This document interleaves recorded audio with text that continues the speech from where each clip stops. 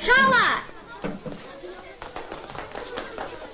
Gözünüz üstündə olsun, xalatı gizledib gəlirəm. Uşaqlar, bir baxın, Rəşid özüylə təzə bir artist gətirib. Bu molladır. Yox, molla deyil. Görmürsən əlində necə bahalı paltar var? Uşaqlar, bu yəqin klondur. Səlim, indi o bizə fokus göstərəcək, bax. İstəyirsən? Klon əmi, bizə fokus göstərəcəksiniz. Ne? Fox dedi. Sizi benim sarayıma kim bırakıp? Ey kardeşler! Serdar tutun bunları! Tutun! Artist belə olar, adam lap qorxur. Yox, uşaqlar, bu artist deyil, bu Doğruçu xandır. Doğruçu xan, bizə sən gələk gəlmə. Rəşid, de görüm bunu hansı teatrdan gətirmişsən? Yox, Petya, bu doğrudan da Doğruçu xandır. Mən onu keçmişdən gətirmişəm. Başa düşürsünüz, keçmişdən. Kardeşler! Serdar tutun bunları! Tutun! Benim vefalı vezir vekilim hardasız? Sizi hükümdar çağırır. Oyun belə olar, görün gözləri necə qanla dolub, boynu necə qızarır. Hani tahtı tacım? Hani vezir vekilim nökerlerim?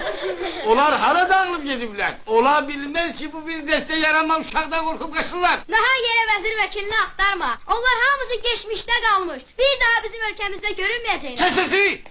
Kan harda nökerlerdi orada? Beni öldürürsen yaramam. Hey, özlü yaxşı var bizim sarayımızda. Sizin sarayınızda? O harda sizin oldu? Ben ki onu size bağışlamamışım. Onu sensiz de bize bağışlayırlar. Şimdi biz özümüz buranın xanıyıq. Siz? Avam ve bir savak bunlar. Ay yazıklar. Hiç olmasa barmak hesabını öğrenin. Ben hele elifbanı demirəm. Bu laf geride kalmışındandır ki. Şimdi bütün uşaqlarımız mektepte okuyor. Bütün uşaklar mektepte okuyurlar. Kızlar da hep. Sen o kadar yalan falan danıştın ki... ...eğer bu saat sarayında yopçular mübahiz geçirseydi... ...sen şüphesiz galip gelerdin. Ben de seni sarayın boş telhe ederdim. Onda sen de benim şu dumbul şalıp şillak atardın. Bak böyle...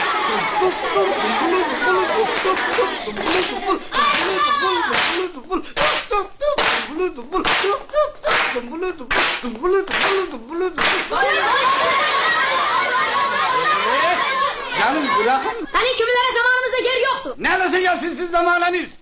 Perverdigara, niçin ben bu kurumuş dilimle şıtrak diye bu hiyanarın toruna düştüm. İndi tahtı seltenetimde rahat oturmuştum. Vezir vekilim de bana baş açtı.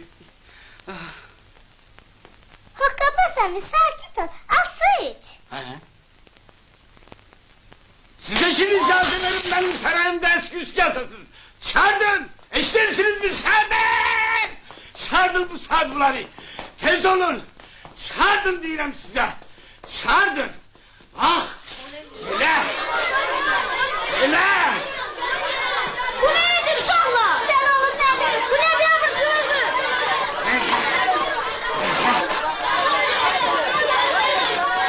Milsoner! Milsoner! Milsoner! Öyle! Günahım diyorum size! Ah!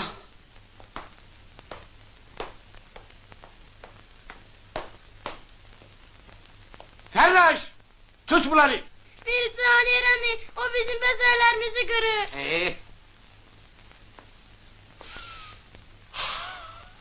Eşeği dışarıda tut bunları sensizlere! Vatandaş, haykü salmayın. Senedlerinizi takdim edin. Ne? Senedlerinizi deyirəm. Ha. Buyur. Süleyman peygamberin öz desti hattıyla yazılmıştır. Harda daimi yazılmışsınız?